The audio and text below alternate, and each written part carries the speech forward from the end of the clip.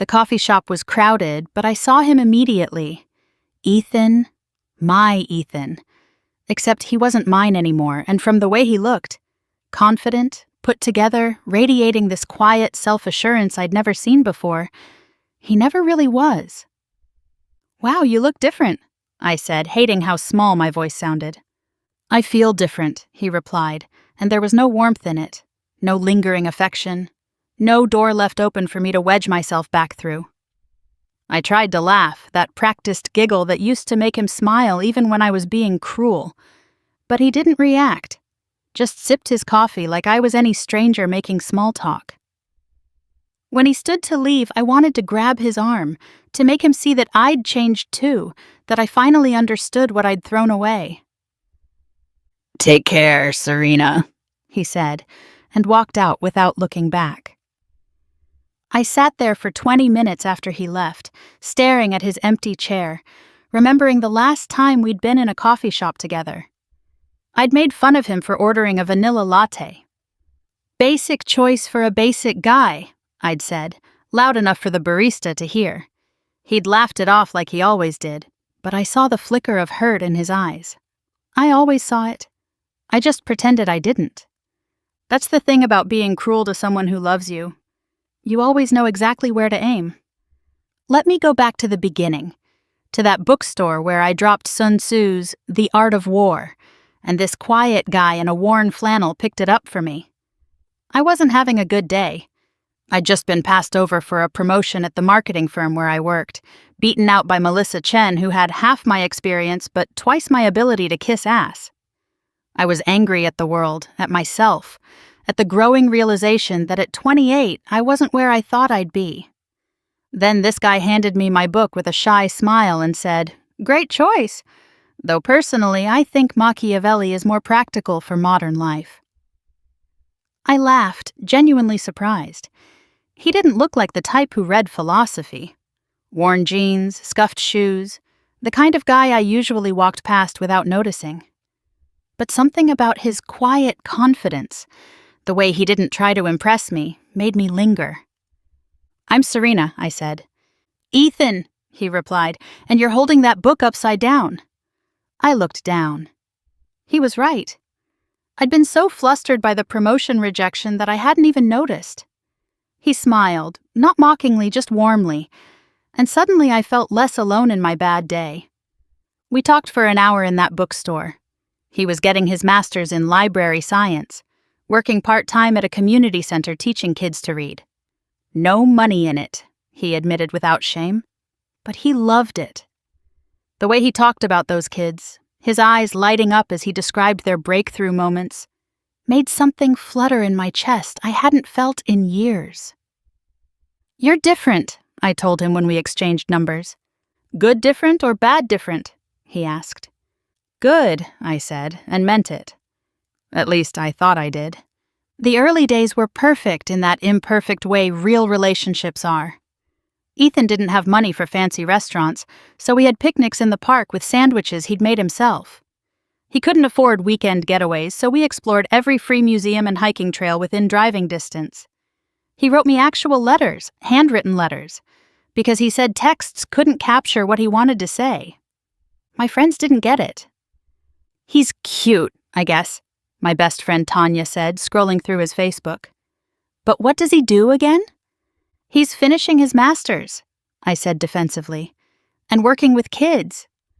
"Right, but like financially, what's his 5-year plan?" I didn't have an answer because Ethan didn't think in 5-year plans.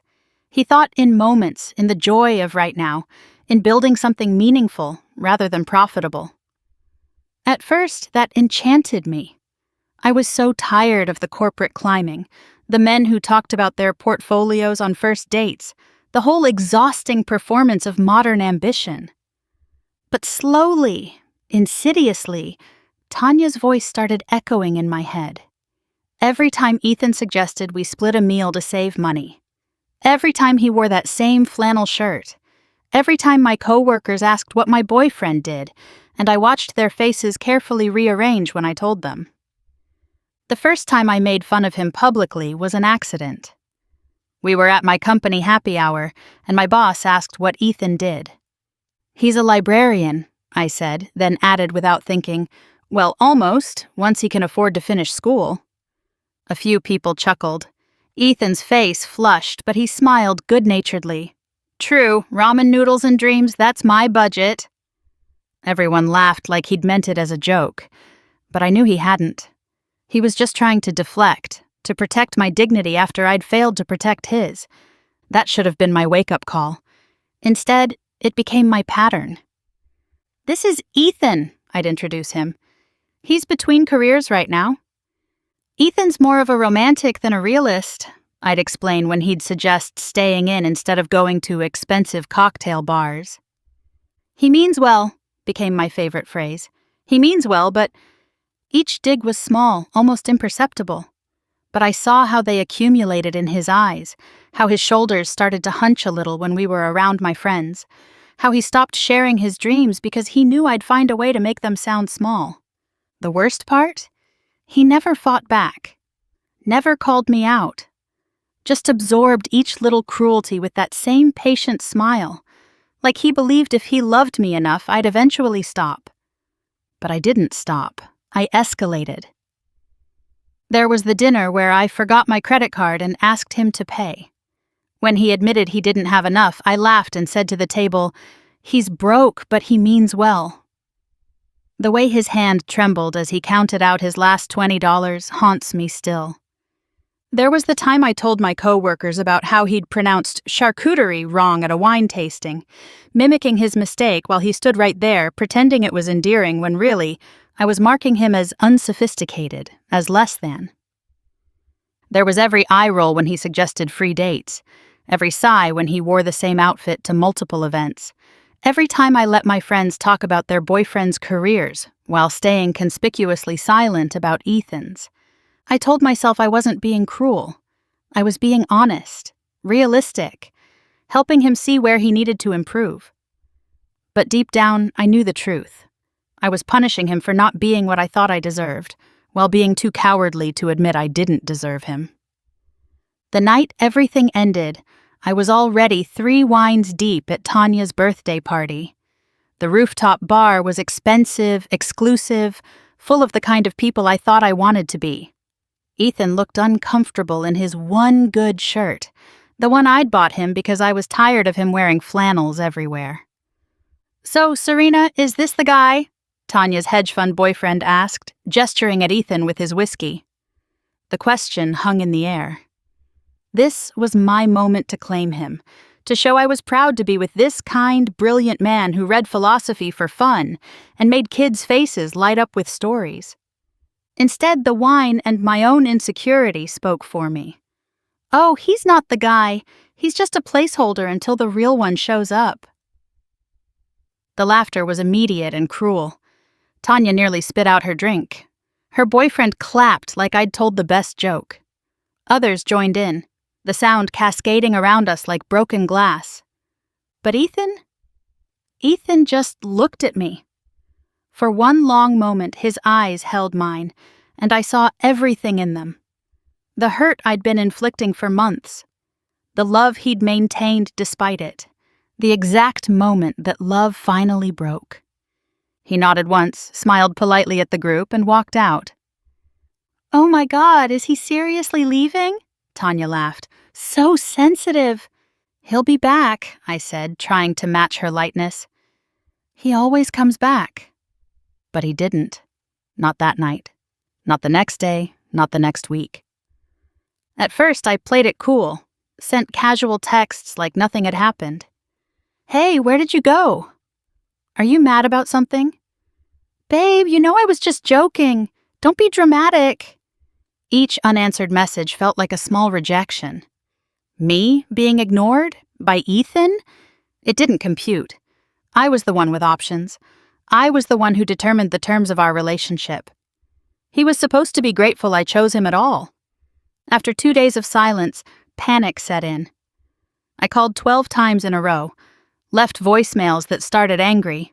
"This is really immature, Ethan," turned pleading, "Please just talk to me," and ended desperate. "I'm sorry, okay? I'm sorry. I went to his apartment, stood outside buzzing his unit for 20 minutes. I could see his shadow moving inside. Knew he was there, but he wouldn't answer. Eventually, his elderly neighbor came out and looked at me with pity. "He doesn't want to see you, dear," she said gently. "Maybe it's time to go home." The humiliation of that moment, standing there being counseled by a stranger about my own boyfriend, should have made me angry. Instead, it made me finally look at myself. What kind of person was I? What kind of girlfriend made fun of the man she claimed to love? What kind of woman chose cruelty over kindness, again and again, until the best person she'd ever known simply walked away? My friends rallied around me at first. "He's being a baby," Tanya insisted. "One little joke and he ghosts you? Red flag, honestly." But even their support felt hollow, because they hadn't seen his face that night. They hadn't watched love die in real time. They didn't know about all the other little jokes that had led to that moment. I threw myself into work, into dating apps, into pretending I was better off. Posted thirst traps on Instagram with captions about knowing my worth and leveling up. Went on dates with the exact type of men I thought I wanted. Finance bros who talked about their Tesla pre-orders and vacation homes. But every conversation felt empty. Where was the passion about helping kids discover reading? Where were the random philosophy quotes texted at 2 a.m.? Where was the person who looked at me like I hung the moon? Even when I was being my worst self. 3 months after Tanya's party, I broke. Alone in my apartment, wine-drunk and Facebook stalking, I found a photo someone had tagged him in. He was at some community center event, surrounded by kids, smiling bigger than I'd seen in months. He looked free, light, like someone had removed a weight from his shoulders. I was the weight. I wrote him a letter that night. Poured everything out. How sorry I was, how I'd been projecting my own insecurities, how he was the best thing that had ever happened to me, and I'd sabotaged it because I didn't think I deserved it. I drove to his apartment at 3 a.m. and slipped it under his door. He never responded. Months passed. I dated other men, each one checking the boxes I thought mattered. Good job, nice car, impressive LinkedIn. But they were all surface, all performance. They treated me exactly how I'd treated Ethan. Like an accessory, like something to improve or tolerate rather than cherish. "You're so critical," one guy told me after I made fun of his music taste in front of his friends. "It's exhausting." The irony wasn't lost on me.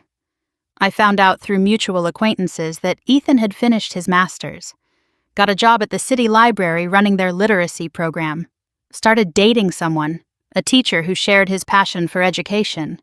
They looked happy in the one photo I managed to find. She was looking at him the way he used to look at me. That's what brought me to the coffee shop that day. I wasn't stalking him, not exactly. I just knew he got coffee there on Saturday mornings. He'd mentioned it once. How he loved their community board where people posted about local events and lost pets and guitar lessons. Such an Ethan thing to care about. When I saw him, the transformation took my breath away. Same face, same quiet demeanor. But everything else was different. He carried himself like someone who knew his worth. His clothes fit better. Not expensive, just chosen with care. He looked like someone who'd finally stopped trying to shrink himself to fit someone else's expectations. Our interaction lasted maybe 2 minutes, but it told me everything. He was polite but distant. Kind but closed. He'd moved on in the way that people do when they finally realize they deserve better, completely, without looking back. I stayed in that coffee shop for another hour after he left, thinking about the girl I'd been in that bookstore 3 years ago. The one who'd been charmed by a quiet guy who read philosophy and taught kids. The one who'd thought she found something special. She had found something special. She just didn't know how to hold it without breaking it. They say you don't know what you have until it's gone, but that's not true. I knew exactly what I had. I just thought I deserved better. Turns out the only person who deserved better was Ethan. And eventually, he figured that out too. Now I'm the one sending texts that go unanswered. Not to him, I know better than that. But to the universe, maybe. Little wishes and regrets floating in digital space. I'm different now. I understand what matters. I'll never be that person again. But the universe, like Ethan, has stopped listening. I kept the last letter he wrote me, the one from before everything went wrong. It's just a silly note about how the library got new books in and one made him think of me. At the bottom, he wrote, "You make every day brighter just by being in it." I make my days darker now, remembering when someone felt that way about me, when I had the sun in my hands and complained it wasn't gold. Some lessons you learn too late. Some people you lose forever. And sometimes, the silence they leave behind says everything they were too kind to say out loud. You were never enough for someone like me. And the worst part? He was right.